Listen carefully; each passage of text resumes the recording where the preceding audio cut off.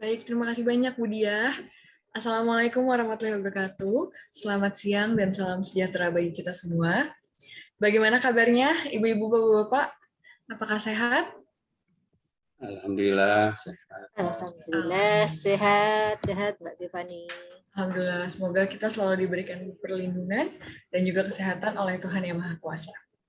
Bapak-bapak, ibu-ibu hadirin sekalian yang berbahagia, puji syukur kita panjatkan kehadirat Allah Subhanahu wa taala, Tuhan Yang Maha Esa, karena hanya atas taufik dan hidayahnya lah kita dapat hadir pada acara Weekly Talk 13 mengulas anggaran Satker BLU bidang pendidikan. Saya ucapkan selamat datang kepada seluruh peserta acara pada siang hari ini. Yang terhormat, Wakil Direktur Bidang Akademik PKN STAN, Ibu Evi Mulyani, yang sudah berada di tengah-tengah kita. Selamat siang, Ibu Evi. Yang saya hormati, para dosen dan seluruh sivitas akademika PKN STAN, narasumber kita, Bapak Agus Sunarya, Wakil Direktur Bidang Keuangan dan Umum, dan juga Bapak Yuniarto Hadiwibowo, dosen PKN STAN, selaku moderator pada siang hari ini, serta seluruh peserta acara yang saya sayangi. Bapak-bapak, ibu-ibu, ada pepatah tak kenal maka tak sayang. Makanya jangan sampai udah kenal sama saya, nanti saya nggak disayang. Makanya izinkan saya memperkenalkan diri. Sebelumnya, saya ingin berterima kasih atas kesempatan yang diberikan untuk dapat memandu acara pada siang hari ini. Perkenalkan, nama saya Givani Adela Irwanda, mahasiswi PKN STAN, Prodi D3 Penilai 2019. Sebelum memulai acara pada siang hari ini, seperti biasa, Bapak-bapak, Ibu-ibu, saya akan ngasih pantun biar kita semangat dan seger semuanya. Melati kuntum tumbuh melata, sayang merbah di pohon cemara. Assalamualaikum mulainya kata, saya sembah pembuka bicara. Assalamualaikum warahmatullahi wabarakatuh. Waalaikumsalam warahmatullahi wabarakatuh. Terima kasih banyak Bapak Ibu. Sebelum itu, saya akan membacakan panduan peserta acara pada siang hari ini. Yang pertama, mohon mikrofon dalam keadaan mute atau diam selama berlangsungnya acara. Jika ada pertanyaan yang ingin diajukan, silahkan menuliskan pertanyaan di kolom chat Zoom atau mungkin nanti akan diberikan kesempatan untuk raise hand dan bertanya langsung. Kemudian dimohon kepada para peserta acara untuk menikmati acara dengan baik dan senang hati agar seluruh informasi yang diberikan pada siang hari ini dapat bermanfaat untuk kita semua. Selanjutnya, seperti biasa, saya akan membacakan rundown acara kita pada siang hari ini. Yang pertama akan ada pembukaan oleh saya sendiri yang sudah saya lakukan tadi, lalu dilanjutkan oleh sepatah dua patah kata pembukaan dari Wakil Direktur Bidang Akademik, Ibu Evi Mulyani, lalu dilanjut dengan sharing pengalaman dari narasumber, lalu ada diskusi yang akan dipandu oleh moderator, dan terakhir akan ada penutupan oleh saya sendiri.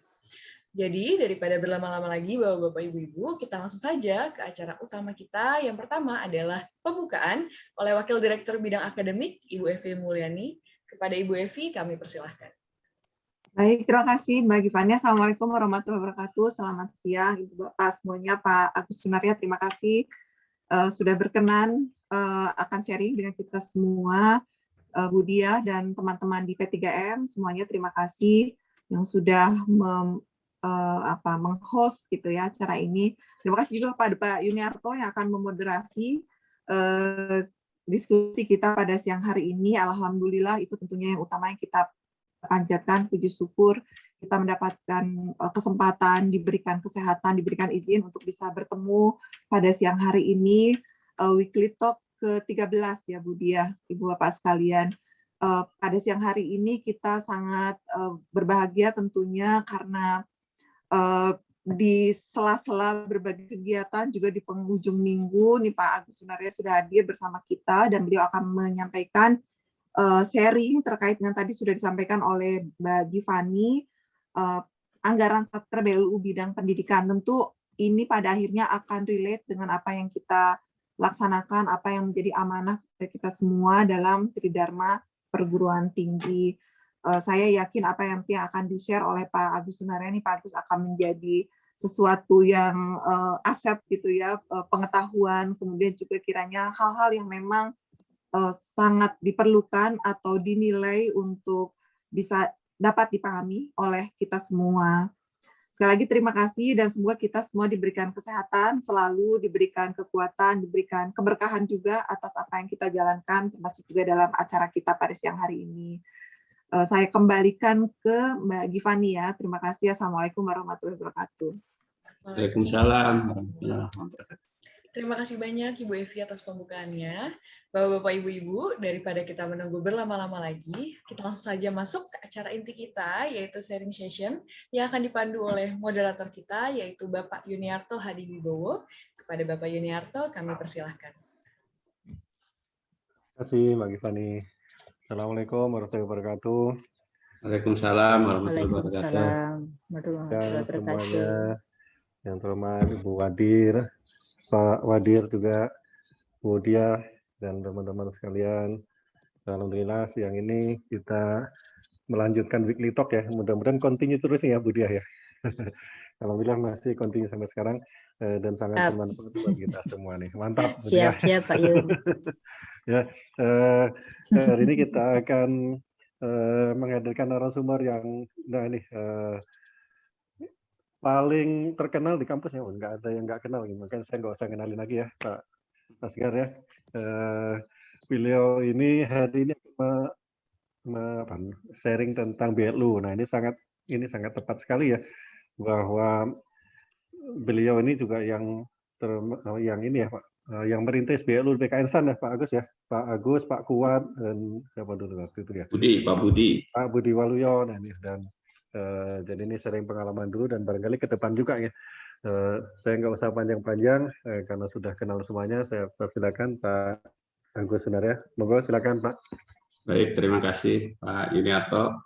Assalamualaikum warahmatullahi wabarakatuh. Selamat siang, salam sejahtera untuk kita semua. Saya hormati Bu Wadir, Bu Evi, Yani, dan para dosen lainnya ya, bersama dosen dan tentunya peserta yang hadir di siang ya. Tadi kan rencana pagi, di siang hari ini. Pada siang hari ini saya akan ini aja mungkin ya, mengulas, bahasanya mengulas tentang potret anggaran pendidikan khususnya di BLU ya. Ini Pak Yun nge-freeze ya Pak Yun? Oh ya, nge-freeze ya? Enggak. Iya, gitu. Siap.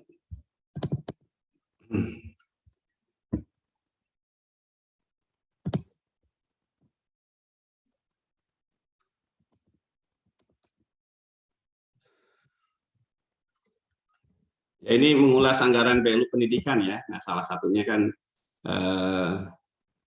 anggaran BLU bidang pendidikan itu ada di STAN juga ya, salah satunya. Tapi ini kita bicara melihat secara keseluruhan bagaimana anggaran BLU ya secara menyeluruh apa, dan bagaimana termasuk kita melihat apakah dampak pandemi ini khususnya di tahun 2020 ini ada berdampak signifikan nggak terhadap penyelenggaraan pendidikan.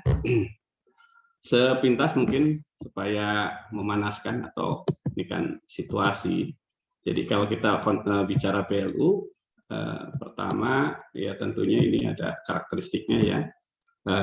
Dikatakan tidak mengutamakan mencari keuntungan, tapi dalam pengelolaannya tetap otonom dengan melihat efisiensi dan produktivitas. Makanya kita lihat juga nanti seberapa efisiensi perguruan tinggi yang berstatus PLU ya di Indonesia ini.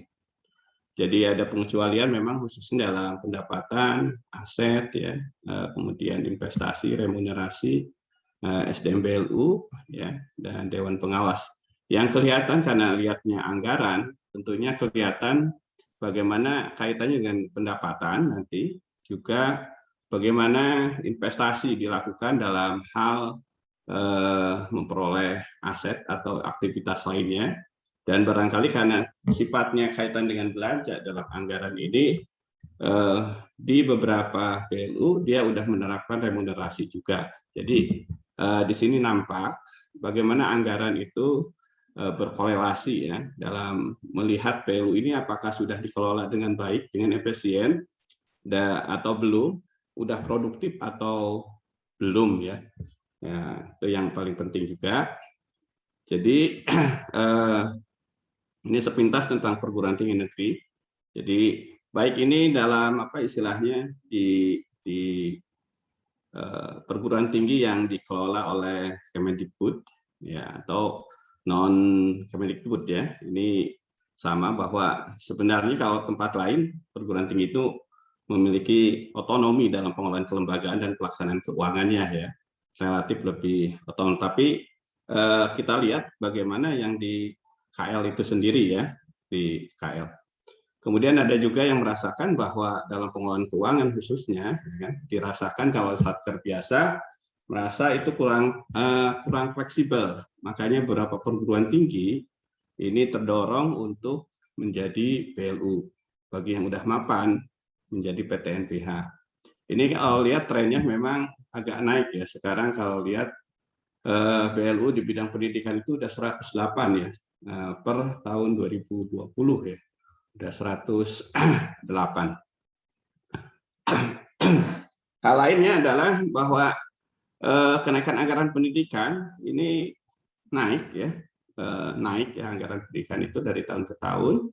Tapi kita lihat juga memang bagaimana kualitas, otonom, dan fleksibilitas, khususnya yang PTN PLU, apakah mutu pelayanan pendidikan juga seiring meningkat atau tidak ya. Tapi kita memotretnya dari sisi anggarannya dulu aja, belum sampai sejauh sejauh hal lain dibedah ya. Apakah ini sejalan atau tidak nih dengan tujuan pembentukan PLU. Nah ini Bapak Ibu, kalau kita lihat nih sepintas ya, anggaran pendidikan yang ada di belanja pemerintah pusat mulai tahun 2010 sampai 2020 ya, di sini. Jadi ternyata dananya hanya mulai tahun 2010 itu hanya 90 triliun ya, dan terakhir di 2020 itu 172 triliun. Ini ada kalau lihat trennya memang naik gitu ya, totalnya naik jadi naik. Tetapi kita lihat bedah per kementerian ini tersebar ternyata ya. Di Kementerian Pendidikan dan Kebudayaan waktu 2010 sampai 2014 karena gabung dengan Dikti ya modelnya. Jadi di sini juga hanya 59 triliun. Nah, lihat anggarannya. Tapi ini pun naik ya. Nah, naik. Begitu 2015 dipecah nih anggaran pendidikan itu karena ada Kementerian Ristek Dikti ya mulai ini muncul. Jadi perguruan tinggi di sini nih lahirnya. Walaupun 2020 digabung lagi nih, tapi ini anggaran dari APBN diambil kelihatan masih ada 41 triliun dialokasikan untuk riset teknologi ya Kemenristek Dikti ya. Ini untuk anggaran riset dan tapi di Kemendikbudnya memang kelihatan karena ini dipecah jadi turun. Kalau ditotalkan tetap secara jumlah nggak mengalami kenaikan yang drastis juga. Malah di 2016 kelihatannya turun ya kalau dijumlahkan ini dua gitu ya. Jumlahkan dua turun. Kalau lihat di sini ya, ini juga 36, 72 kelihatannya ya. Jadi secara totally kan gitu ya. Anggaran pendidikan yang dikelola oleh Kemendikbud nggak terlalu berubah di beberapa tahun, tetapi naiknya baru di tahun 2019.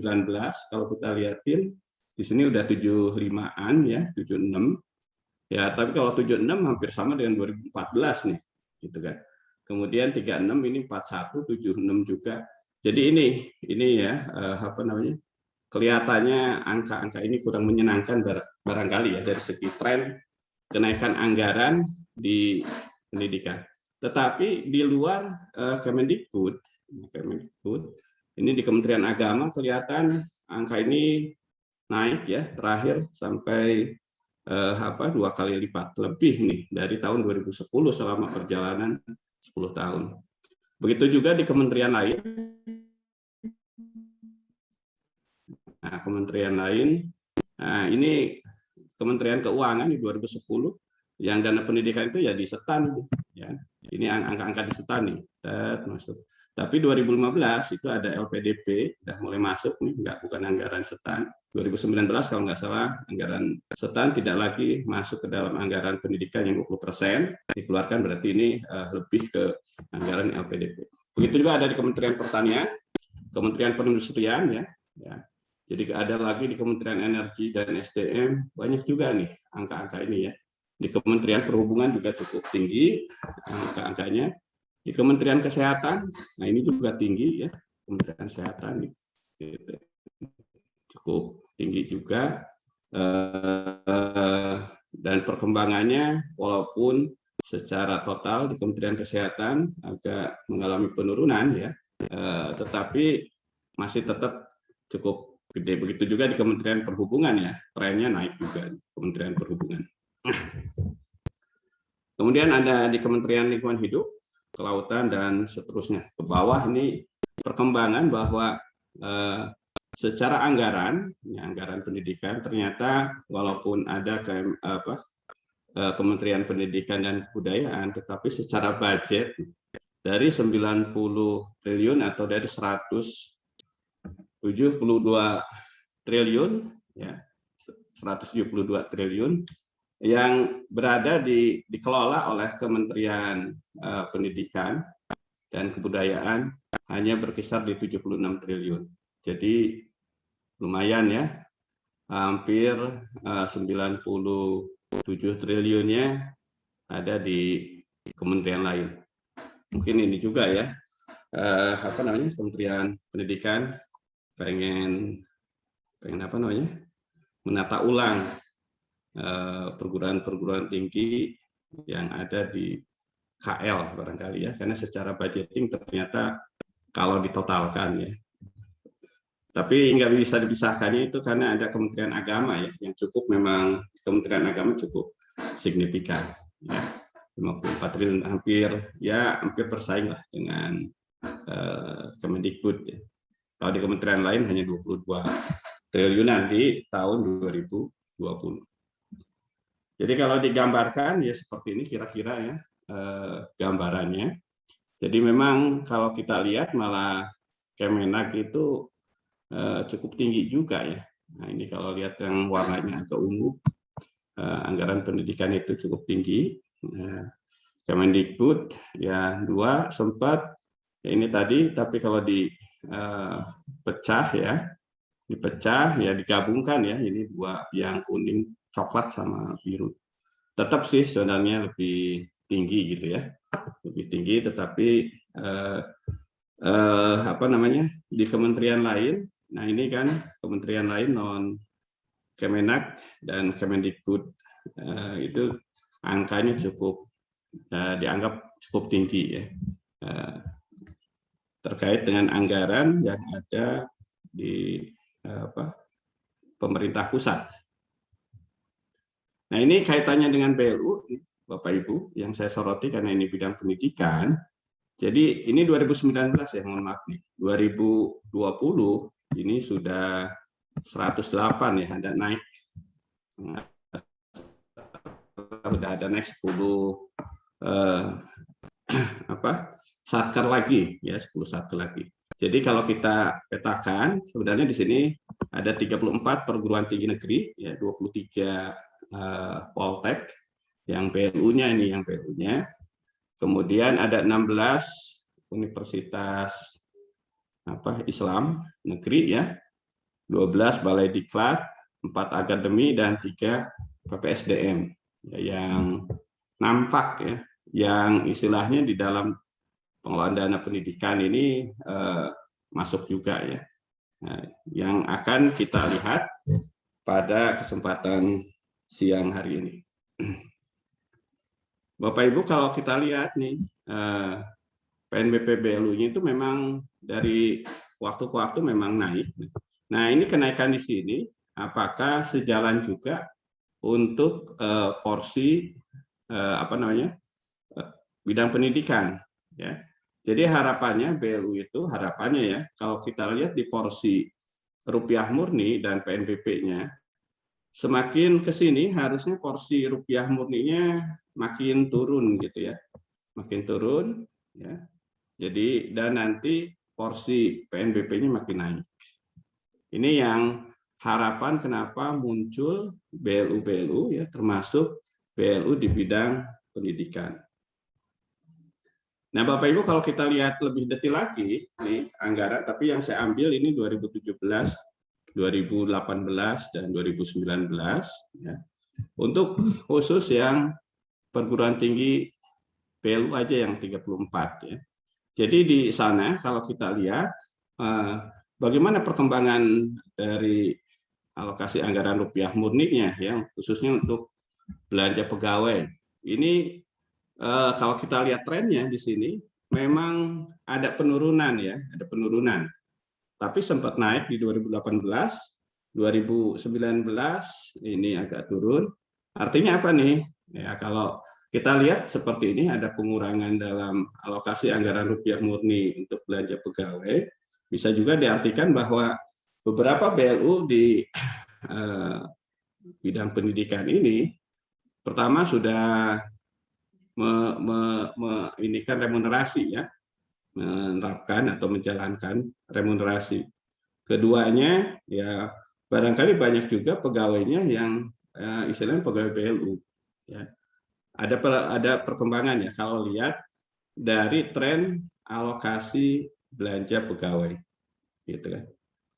Kemudian kalau kita lihat dari belanja barangnya, nah belanja barangnya yang apa namanya, bahwa dalam belanja barang itu kan terdiri dari 521 ya, keperluan operasional, dan juga jasa, pemeliharaan, gitu ya, perjalanan dinas, dan tentunya layanan apa PLU-nya sendiri 525 ya, 525. Jadi kalau kita lihat di sini didominasi sebenarnya di belanja barang PTN PLU sampai saat ini dominasi dari layanan perkantoran ini masih cukup tinggi.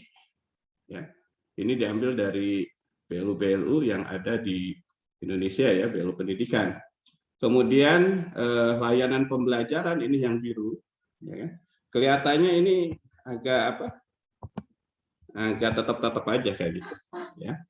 Enggak, kenaikannya enggak terlalu signifikan ya. Terus kalau kaitannya dengan kegiatan mahasiswa malah kelihatan turun. Ya, kalau nggak salah lihat gambarnya atau tetap ya yang kuning ini ya tetap. Kemudian layanan pengembangan sistem tata kelola ini juga tetap ya. Dari segi belanja, kalau potretnya itu ternyata dominasi layanan perkantoran masih lebih dominan, ya mencapai ya sekitar 60%, ya antara 60 sampai 70% dari alokasi anggaran rupiah murni untuk belanja barang, ya untuk belanja barang. Kemudian, nah, kalau lihat apa belanja modal ini juga kalau lihat, tapi yang dibiayai dari rupiah murni, secara trennya tetap nggak begitu nggak naik gitu ya. Tetapi terjadi pergeseran, di mana di sini yang menarik adalah buku perpustakaan malah turun gitu ya di akhir 2019. Apakah itu kaitannya ada ada dengan buku digital atau apa? Ini memang harus dilihat. Kemudian belanja modal untuk layanan pembelajaran pun ini turun juga nih, turun di terakhir. Tetapi yang naik itu adalah sarana prasarana pembelajaran. Nah ini nih yang kalau dilihat jumlahnya ya, lihat angka yang biru ini lumayan naik. Ini diartikan gimana nih? Bapak Ibu, hampir semua perguruan tinggi yang BLU seakan-akan terdorong akan memenuhi sarana prasarana pembelajaran yang menjadi fokus dari anggaran rupiah murni yang peruntukannya belanja modal, gitu ya, belanja modal. Kemudian ini juga ada lihat tadi buku perpustakaan, terus ada ini hampir sama ya, trennya seperti itu. Kita lihat yang lain, apa namanya, angka-angka yang PNBP-nya. Nanti saya mau lihatin yang PNBP-nya. Nah, ini proporsi yang PNBP, kalau kita lihat trennya seperti apa sih? Nah, ini kelihatannya ya Bapak Ibu, untuk BLU untuk layanan pendidikan, ya, layanan penelitian dan layanan pengabdian masyarakat. Nah, ini gimana? Gambarnya hampir sama ya, nggak naik-naiknya nggak terlalu signifikan. Malah layanan pendidikan 2019 itu kalau dirata-ratakan malah agak turun, gitu ya. Apakah ini menjadi tren, gitu ya, menjadi tren dalam pengelolaan keuangan BLU? Ini yang bisa terpotret dari beberapa hasil analisa terhadap perilaku anggaran belanja ya, yang disumberi untuk BLU itu dari rupiah murni maupun PNBP. Ya, ini khusus untuk belanja barang. Kemudian kalau kita lihat anggaran PNBP tadi udah ya sama nih, tapi ini dikaitkan dengan kinerjanya gimana ya? Kinerjanya nih, kinerja perguruan tingginya ya. Apakah selaras atau enggak ya? Kenaikan layanan pendidikan ya kan tidak memberikan di tahun 2019 grafiknya yang gini aja terhadap kinerjanya. Kinerjanya diukur apa? Dengan tadi output tridharmanya nih yang diukur. Kita lihat awal 2017 memang di bawah, ada pengaruh ya di tahun 2018 layanan pendidikan itu bisa meningkatkan kinerja yang cukup signifikan naik, tetapi begitu masuk di 2019 agak kenaikannya nggak terlalu tajam ya.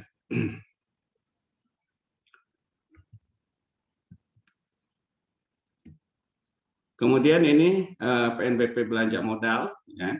Jadi dari belanja modal ini banyak memang digunakan.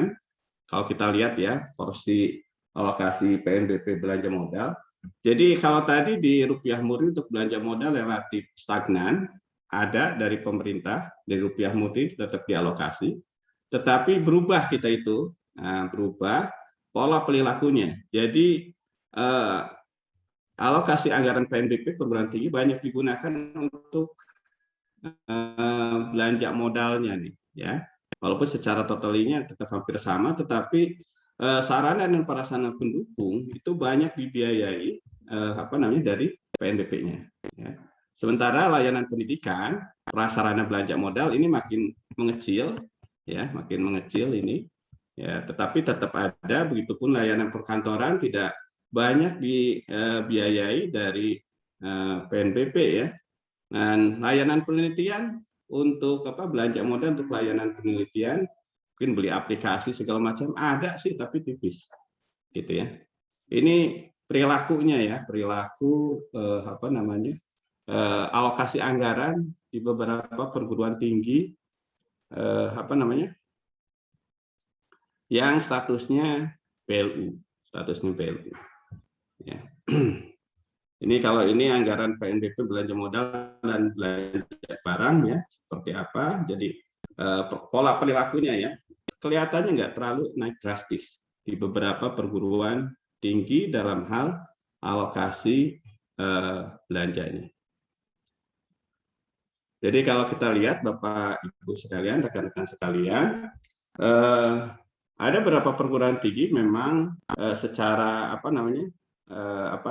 grafik ini kalau antara 2017 sampai 2019 alokasi anggaran PNBP memang agak sedikit meningkat ya. Terus rupiah murninya agak turun, tapi turunnya nggak terlalu drastis banget. Nah, tetapi ada juga beberapa perguruan tinggi mencoba punya anggaran dari pinjaman ya, dari pinjaman juga. Nah, gimana Bapak Ibu terkait dengan kondisi belanja dan BLU pendidikan serta tingkat efisiensinya? Kita lihat nih di tahun 2020 mengalami kenaikan atau tidak ya.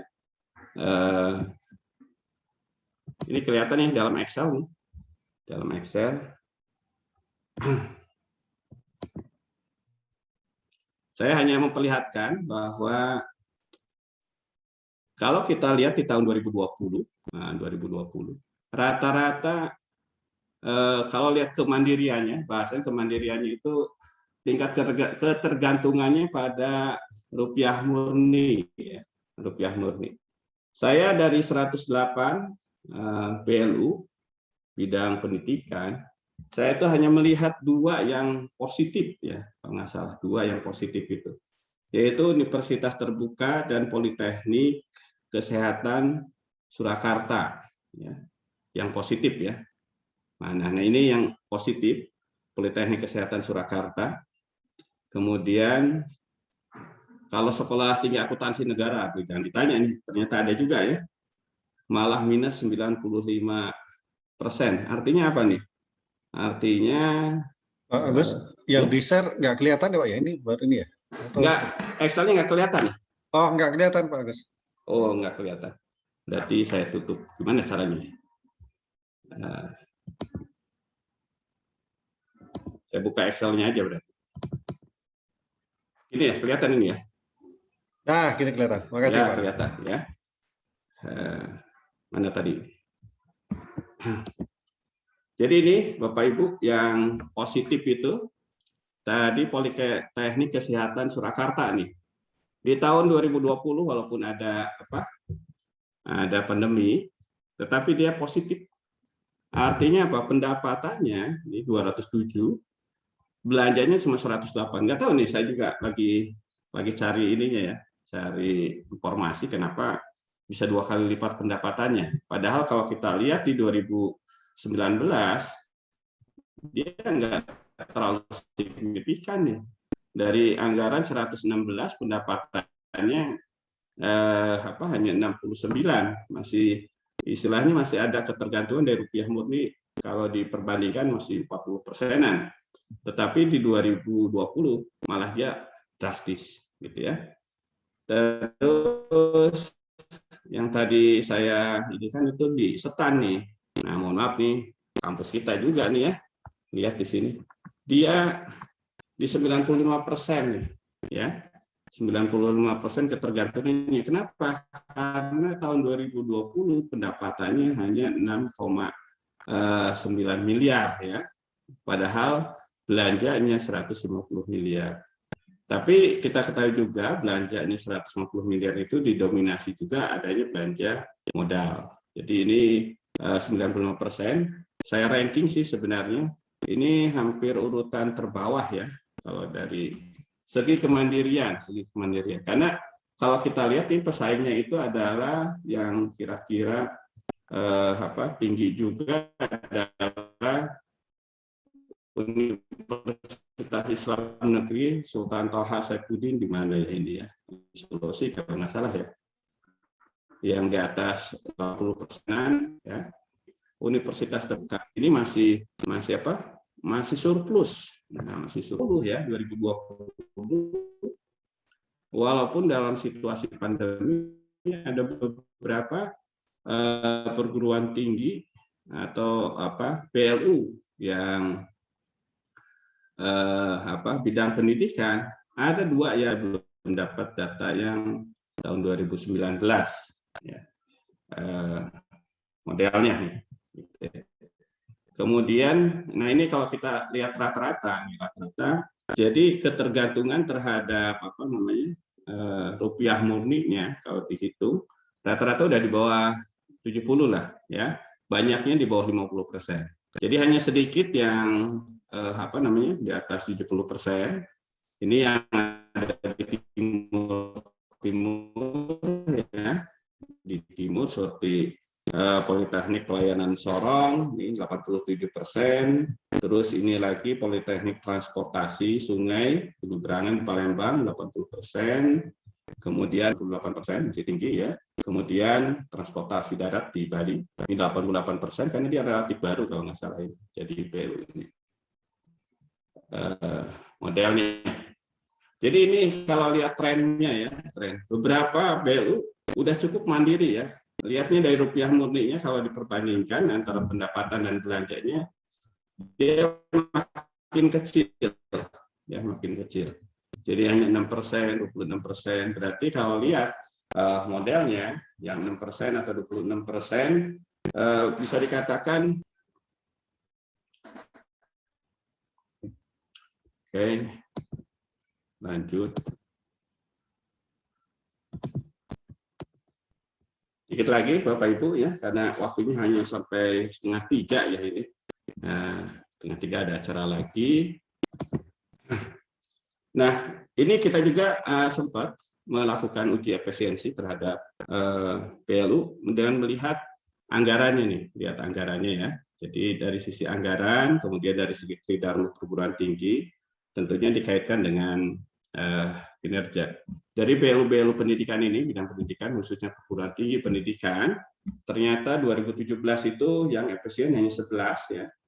Kemudian cukup efisien, tidak efisien nih 2017, tapi kalau lihat di 2019 ini yang efisien itu malah turun ya.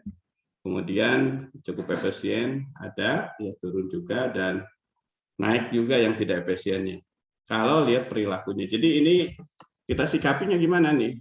Sikapinya berarti dalam pengolahan keuangan dikaitkan dengan antara alokasi anggaran, ya, dikaitkan dengan aktivitas kinerjanya, ya, dari hasil tridharma perguruan tingginya. Di sini ada ketidakserarasan. Ini yang harus kita buka juga. Mungkin termasuk salah satunya di STAN juga ya, di STAN juga. Ya kalau kita lihat ini mana yang efisien itu, ya ternyata walaupun tadi karena ini sampai tahun 2019 universitas terbuka itu termasuk yang efisien dalam segi anggaran, alokasi anggaran ya, dibandingkan dengan aktivitas pelayanan yang dilakukannya dan tridharma perguruan tinggi. Begitu juga dengan Universitas 11 Maret dan Politeknik Negeri Malang ya. 3 Malang, karena kita melihatnya selama 3 tahun berturut-turut ya, 2017, 18 dan 19. Mungkin bisa berbeda juga kalau diperhitungkan sampai tahun 2020 atau ditarik lagi dari 2016. Jadi ada beberapa yang tadi bagus ya secara alokasi anggaran, tetapi karena dia baru jadi PLU-nya atau apa gitu ya, sehingga tidak tercover dalam uji cobanya ya, secara untuk uji efisiensi. Ini juga produktivitas ya. Jadi kalau kita lihat dari poin-poin ini antara 2017-2018 memang peningkatan produktivitas, tetapi 2018-2019 ini ada penurunan produktivitas ya di 2018-2019. Kalau dilihat dari 2017 sampai 2019 memang yang PLU data secara yang jumlah yang naik produktivitasnya ya hanya 22, tetapi yang turun juga 2, hampir sama, kelihatan seperti itu. Jadi Bapak Ibu sekalian, ini kalau kita lihatkan juga nih dari pola anggaran dikaitkan dengan kinerjanya memang termasuk dilihat dengan kaitan tridharma perguruan tinggi dalam pelayanannya. Memang kita nggak detailkan secara dalam, ini hanya melihat tadi potret dari belanja pegawai, belanja barangnya, dan belanja modal, hanya itu aja yang dilihat. Kita bisa melihat bahwa PTN BLU saat ini ya, boleh dikatakan kriterianya yang tidak efisien itu masih tinggi ya, gitu kan. Padahal seharusnya kalau kita lihat dari publikasi atau jumlah lulusan atau jumlah dosen, jumlah mahasiswa harusnya agak meningkat gitu ya, seharusnya. Ini yang harus ini karena kelihatan dari anggaran itu ada kenaikan anggaran belanjanya, tetapi di sisi lain dalam aktivitas yang mengarah ke kinerja tridharma perguruan tinggi ternyata tidak selaras gitu. Itu aja barangkali ya yang bisa saya sampaikan. kira-kira potret ya, ulas dari anggaran pendidikan PLU di bidang pendidikan. Terima kasih, saya kembalikan ke moderator. Terima kasih Pak Agus. Berikutnya silakan kalau ada pertanyaan atau komentar atau tambahan data atau silakan.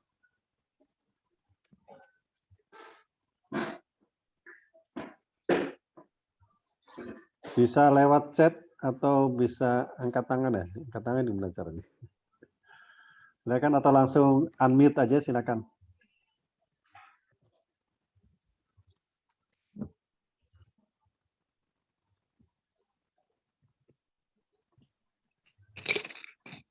Pak, izin nanya Pak. Oke, monggo Pak Sofian, silakan.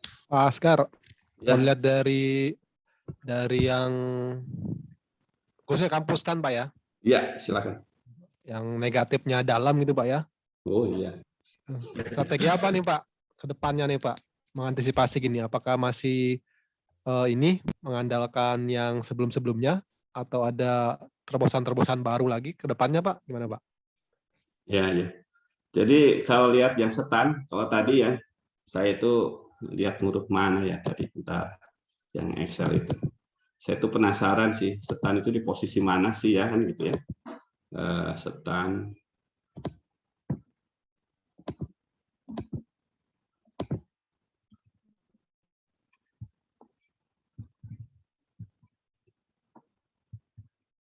Saya kadang-kadang sedih juga ya, kalau lihat ini. Dari 108 ini 108. Nah, ini saya setan itu urutan ke-99 gitu ya. Kalau dari ininya ya, dari apa rankingnya. Waduh, ini kan diperbandingannya dengan yang PLU baru ya. PLU Itu baru terakhir ini. itu Pak Agus berarti. Itu terakhir kalau. Apa? Ya, terakhir. Terakhir berarti. 2020. Terakhir. Ya, terakhir. Dari ini ya, yang bidang pendidikan lah. Karena yang di bawahnya itu tidak bisa diperbandingkan kan gitu ya. Diperbandingkan karena dia baru gitu. Ya walaupun di 2019 enggak ada ya. 2019 masih deviasinya itu masih di angka di bawah 70 ya, 70% gitu ya. Kalau lihat ininya ya. Nah, ini belum lagi kalau diukur dengan kinerjanya nih.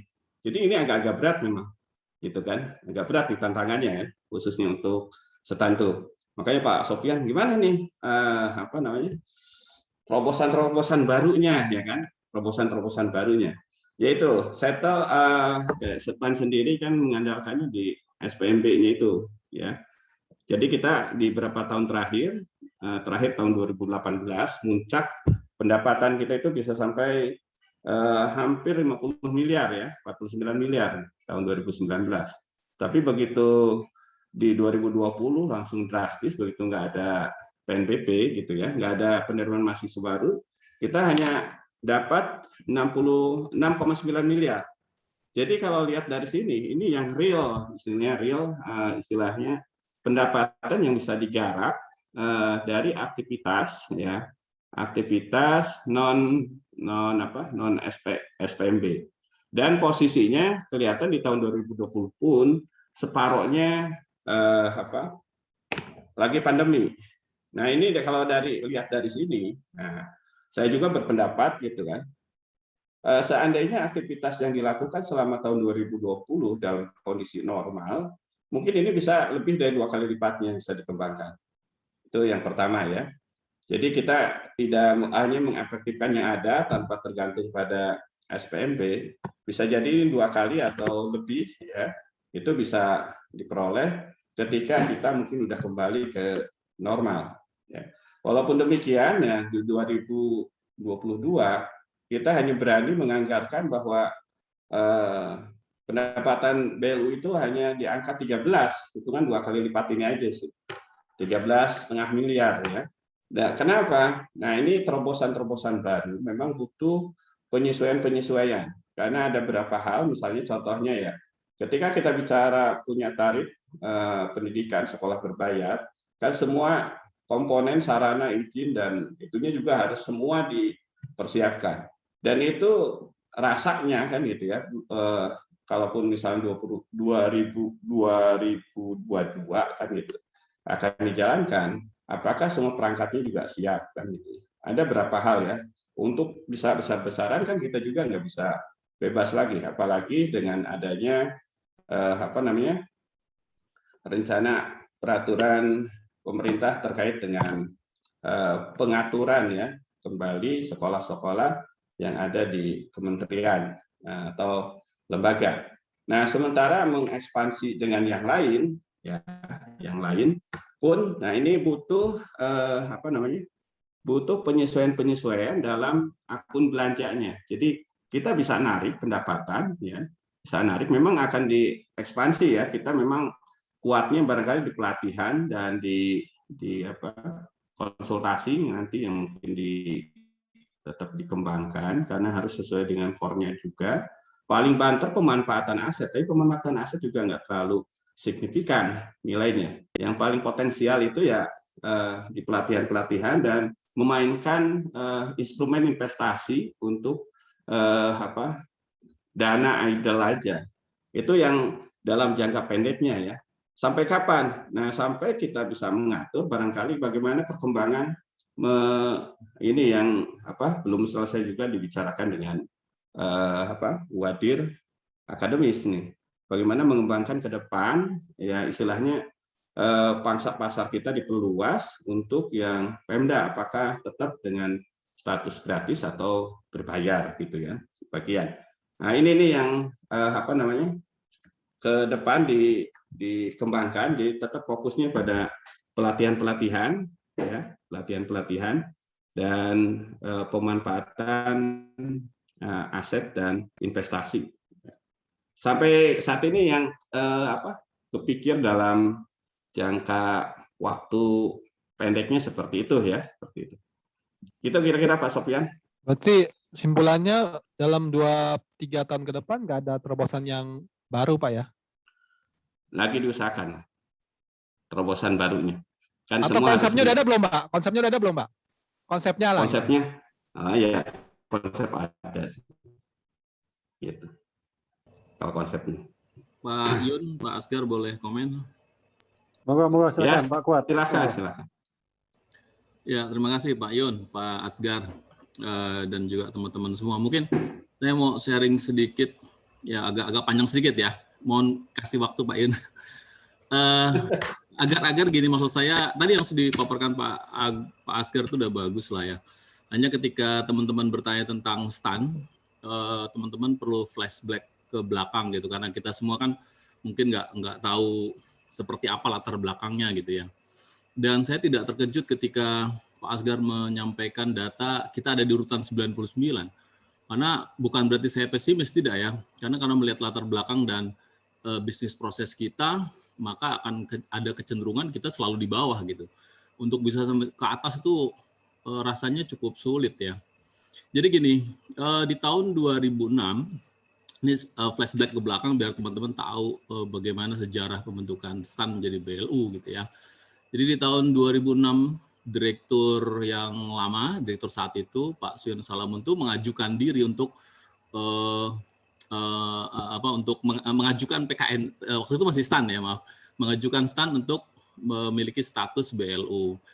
Alasannya pada saat itu adalah untuk menyelamatkan STAN itu sendiri yang kita tahu sejak dulu diserang habis ya oleh Kementerian Dikbud atau Pedanka ataupun namanya pada saat itu.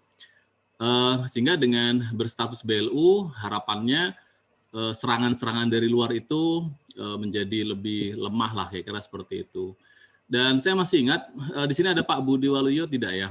Kalau ada mungkin bisa konfirmasi juga. Jadi saya masih ingat usulan tersebut, usulan Pak Direktur STAN kepada Kepala BPPK kemudian diminta dikaji. Pada saat itu kebetulan saya di bagian keuangan, kemudian Kepala BPPK membentuk tim ad hoc lah, tim-tim yang tidak resmi maksud saya. Saya lupa persis orang-orang yang hadir di sana, tapi kurang lebih seingat saya ada Pak Kusman Haji, direktur kita yang lama, kemudian ada Pak Dodi Iskandar, kemudian ada Pak Adi Budiarso yang sekarang di BKF ya. Kemudian Pak Rahmadi seingat saya juga hadir pada saat itu. Kemudian ada beberapa lagi yang lain. Saya maaf saya nggak hafal persis.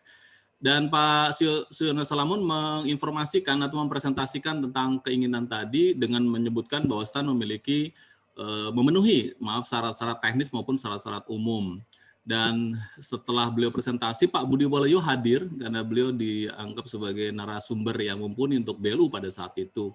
Namun saya secara singkat saya ingin sampaikan bahwa di hasil rapat pembahasan tersebut diputuskan bahwa STAN tidak memiliki persyaratan atau tidak memenuhi persyaratan-persyaratan apapun untuk di BLU-kan.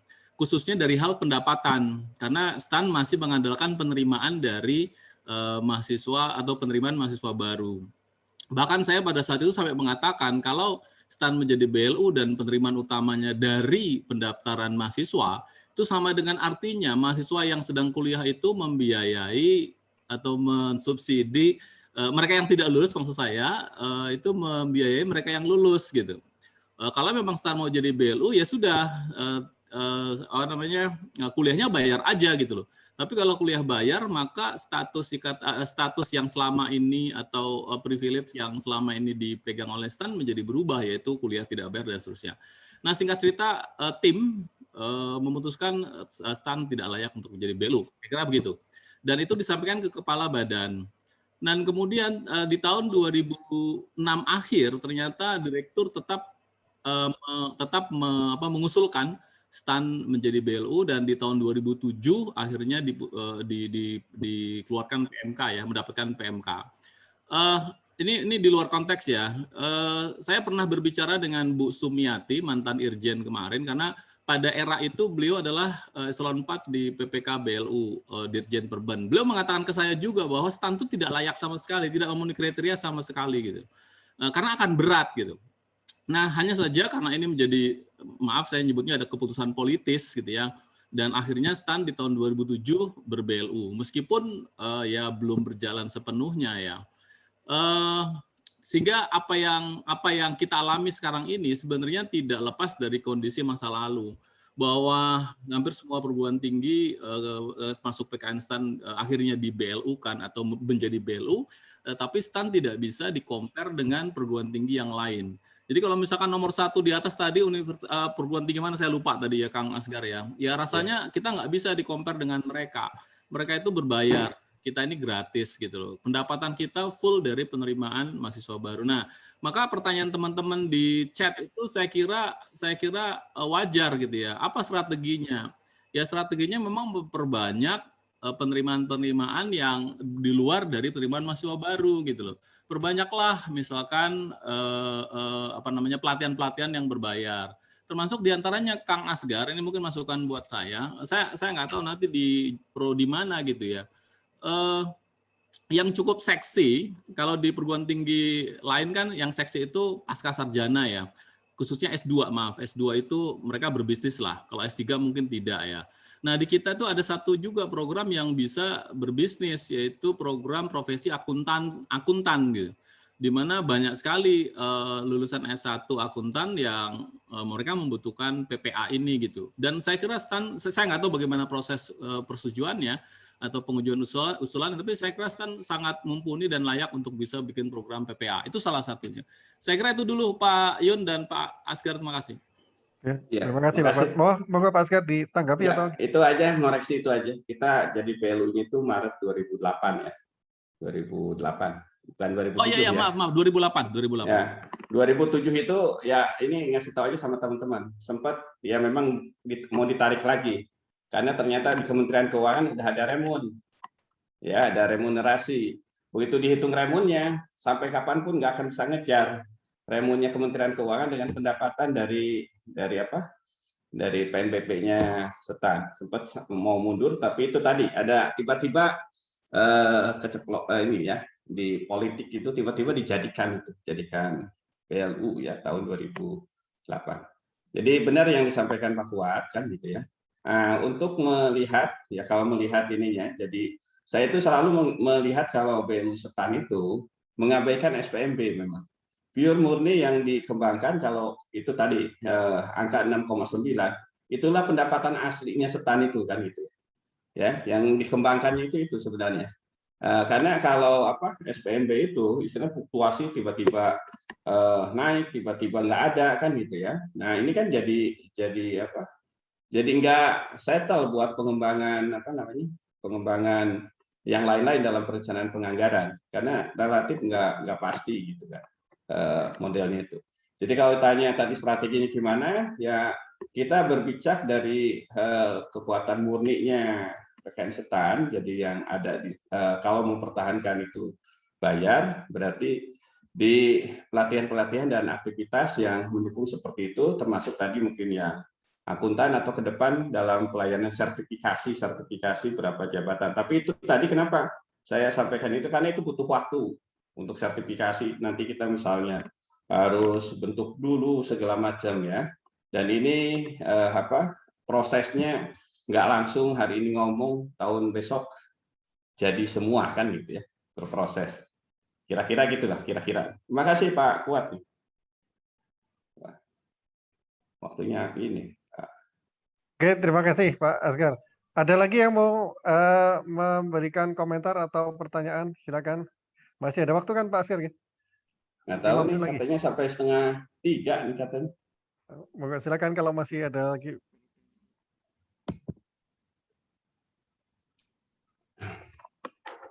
Mungkin saking banyaknya pertanyaan jadi nggak ada yang nanya ini Pak Asgar. Mana yang mau ditanyain ini? Mau ditanyanya bingung nih. Oh, ada Pak Muadi. Pak Muadi, mau nggak Pak Muadi ada pertanyaan? Saya telat karena ada double zoom dengan itu sertifikasi. Tadi sempat saya belakangan yang Pak Kuat tadi itu ya. Dulu kan katanya karena revenue-nya nggak nyucuk untuk nutup cost-nya ya. Kan revenue-nya betul-betul dari SPMB dan uang dari SPMB pun juga dipakai untuk penyelenggaraan SPMB itu sendiri kan. Ujian yang dari Sabang sampai Merauke sampai dengan tes kesehatan dan sehingga katanya juga habis juga kan gitu ya gitu. Jadi sebenarnya nggak ada pendapatan. Kemudian pernah dicoba menghidupkan pelatihan-pelatihan ya dulu LPMAK yang dikomandani Pak Marmahadi itu ya sudah berkibar sedemikian rupa tahu-tahu nyari uang receh kan gitu ya sehingga akhirnya ditutup gitu kan. Nah terus ke depan seperti apa jadinya gitu loh. Nanti balik lagi nanti buka-buka yang seperti itu jadi masalah nggak tuh kira-kira? Ya, terima kasih Pak Muadi. Moga Pak Asgar. Saya kalau jawabnya sekarang sih itu tidak jadi masalah sih ya. Yang harus disiapkan memang akuntabilitas, kesiapan dokumen, kelengkapan cara bayar termasuk beban kerja dosennya yang seperti apa, diperjelas semua aturannya itu sendiri ya. Dan tata kelolanya tentunya, tata kelolanya. Jadi berkaca dari beberapa kejadian sebelumnya yang seringkali dipermasalahkan ya itulah dalam mengelola seninya PLU bagaimana mengelola anggaran, mengelola pendapatan yang kadang-kadang melebihi fleksibilitas kan dengan waktu yang agak sulit diprediksi. Ya ini diperlukan strategi mengelola keuangan yang lebih cerdik ya, lebih cerdik dan lebih bisa memenuhi semua unsur yang terlibat di dalamnya. Ya, jadi ini nggak bisa sedikit ya, karena kadang-kadang ekspektasinya lain, tetapi ya harus jujur aja. Misalnya mau konsultan dikembangkan, tapi kita ternyata belum siap nih tarif bayar. Nah, tarif terimanya siap, tarif bayarnya mau pakai dasar yang mana. Nah ini yang disiapkan dalam beberapa waktu ke depan. Kita semua perangkat yang untuk mendukung pengeluaran. Dan apakah nanti istilahnya bagaimana mengelola keuangannya ini yang dicoba ya disiapkan kalau ketika semua perangkat ini sudah dilengkapi. Dan ini nanti semuanya akan dikembangkan di unit layanan bisnis ya, difokuskan ke sana. Ya kalau dulu ada LPMAK kan itu, sekarang kita dibebankan nantinya ke unit layanan bisnis nih di sana yang creative thinking-nya untuk pengembangan PLU. Kira-kira gitu ya, kira-kira Pak Muhadi. Mudah-mudahan tidak terjadi lagi lah yang dibilang receh-receh. Siap. Ya, karena kan katanya PLU mau dihidupkan ya, agak bingungnya dihidupkannya yang dari sisi mananya gitu kan. Iya, siap Pak. Siap. Terima kasih Pak Wadi. Pak Agus, gimana, masih ada waktu atau kita? Bu Diah tuh udah Bu Diah woro-woro. udah woro-woro. Gimana Bu Diah? Ada pertanyaan Bu Diah? Komentar ya Bu Diah, Iya. monggo. Iya, kalau boleh tanya, ini ceritanya kepo nih Pak Agus. Apa namanya? Apakah ke depan itu nanti apa ya? Mungkin sekarang lagi penggodokan PKD ya, beban kerja dosen ya. Terkait dengan fungsi PLU PKN STAN itu nanti, apakah ada arah ke sana nih kami atau para dosen ini nanti akan bahasanya itu diaktifkan gitu ya Pak ya, untuk salah satunya untuk apa ya, mencapai strategi untuk penerimaan PLU seperti itu. Iya. Kalau rencana itu masuk ke rencana ya besar ke depan ya. Harapannya semua dosen dengan berbagai kompetensinya bisa terlibat dan aktif ya di dalam istilahnya nanti pelatihan atau apa. Diarahkan juga ke sana ya. Termasuk ya kan itu bagian dari pengabdian masyarakat tapi yang ada uangnya segala macam. Nah, tapi kan tadi ya supaya pengaturan nanti dengan apa Pekmas normal gitu ya, Pekmas yang tidak normal yang ada uangnya, termasuk juga dengan penelitian itu gimana caranya supaya saling simultan bagus itu. Jadi yang satu tidak terlalu ke sana terus tapi mengabaikan fungsi tridharmanya. Semua maunya ya kita kembangkan dengan tetap istilahnya semua dijalankan, dicapai ya, baik tridharmanya tetap jalan lah bahasa gitunya ya, tridharma yang menjadi kewajiban tetap jalan, tetapi ditutup ini semua pengennya semua terlibat lah di dalam pengembangan nanti PLU-nya ke depan gitu ya. Makanya nanti tiap prodi atau apa tiap orang kemarin kan udah juga dilihat kompetensinya, mudah-mudahan pangsa pasarnya juga ada ya yang mau mendalami di bidang akuntansi, di bidang keuangan, belanja atau penerimaan.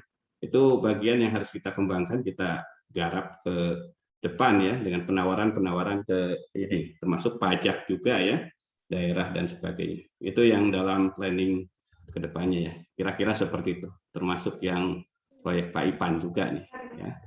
Itu kira-kira. Terima kasih Pak Agus. Iya, Bu Diah, terima kasih cukup ya? Kang Asyikar. Pak Makasih Pak Yun. Ivan, monggo silakan Pak Ivan. Boleh Pak ya, izin. Bismillahirrahmanirrahim. Assalamualaikum Boleh. warahmatullahi wabarakatuh. Pak Askar, Roma Askar, terima kasih Pak Yun, Profesor Yuniarto atas kesempatannya. Kami ingin arahan saja Pak. Jadi sebetulnya kami ingin membuat sumbangan meskipun mungkin sedikit dan ini baru coba-coba Pak ya, terkait rencana pembukaan D3 non reguler untuk mendukung PLU. Sejauh ini teman-teman sudah menyiapkan kajian dan cukup komplit Pak. Cuman kami masih belum ada gambaran secara detail tentang tarifnya Pak. Berapa tarifnya? Tetapi karena penerimaan mahasiswa baru sudah diumumkan tadi malam, ini juga nggak boleh ketinggalan lama ini. Dan kalau targetnya Pak Direktur minta kalau bisa di semester ini juga sudah menerima mahasiswa. Sehingga mungkin hari ini atau mungkin paling lambat Senin insya Allah kami akan sampaikan nota dinas Pak. Dan mohon izin itu kami sampaikan untuk tarif kuliahnya itu kita asumsikan dulu Pak, nanti mohon arahan Romo Asgar ini supaya nanti bisa diperbaiki karena kami jujur dalam hal penentuan tarif ini kami kurang begitu paham, jadi nanti mohon arahan dan bantuannya menentukan poin-poin apa saja yang harus, unsur-unsur apa saja harus dilengkapi. Itu yang pertama. Yang kedua, kami juga mohon supportnya dan mohon arahan karena ada permintaan untuk menjadi konsultan gitu ya. Ya tentunya PKS-nya kan atas nama STAN. Nah, kami nggak tahu menahu soal bagaimana menentukan tarif konsultan atau gimana, itu yang jelas kami hanya concern soal substansi. Nah, ini mohon arahan dari Pak Wadir supaya kami juga bisa melaksanakan dan segera kita laksanakan dalam waktu dekat Pak. Itu aja, terima kasih Pak Askar dan terima kasih Pak Yun atas kesempatannya. Terima kasih ya kita Pak Ipan. Jadi izin nih jelaskan. Jadi tim keuangan sih sebenarnya lagi menyusun tarif membreakdown tarif layanan sesuai PMK yang nanti akan lagi dibelah gitu ya, dirinci, didetilkan yang sesuai dengan kewenangannya ada di direktur. Ya, ini dalam penggodokan ya, mudah-mudahan minggu depan sudah clear ya, karena kemarin waktu tersita untuk urusan polisian Kaprodi belum beres-beres ini sama itunya itu ya. Ya mudah-mudahan minggu depan ini udah ini ya selaras, nanti pengennya BKD beres kan, itu beres, tarif juga beres, termasuk bukan hanya tarif pungut ya istilahnya itu. Pas bayarnya pun nih, kalau konsultan itu tadi kita mau berapa biayanya, gimana atau apa, nah itu kan apa yang ditanggung, apa yang menjadi ini, termasuk semuanya lah, semuanya ini lagi dibahas juga ya. Jadi saya bayar tidak bayar kan gitu ya. Jadi supaya enggak galau bayar atau tidak dibayar kan gitu ya.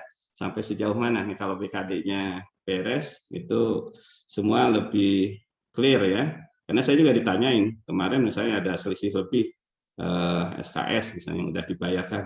Saya bilang juga kalau ini BKD-nya udah disesuaikan nggak kayak gini hitungnya kan gitu ya. Nah karena misalnya harus ditambah ini sehingga beban yang jadi dosen 168 atau 100 berapa ya Bu dia? 192 jam per tahun atau per jam. Itu harus gimana ngitungnya supaya selaras, karena kita semesteran di komparasi misalnya dengan tahunan segala macam. Tapi itu lagi menunggu ya timnya Pak Muhadi dan kawan-kawan juga ya, bagaimana nih menyelesaikan bahwa urusan pembebanan ini dikaitkan juga nanti karena ada efeknya, efek keuangan. Kalau tadi pertanyaan bagaimana supaya STAN efisien, nah itulah ya, berikan kepastian dari segi pengelolaan keuangan kan gitu ya.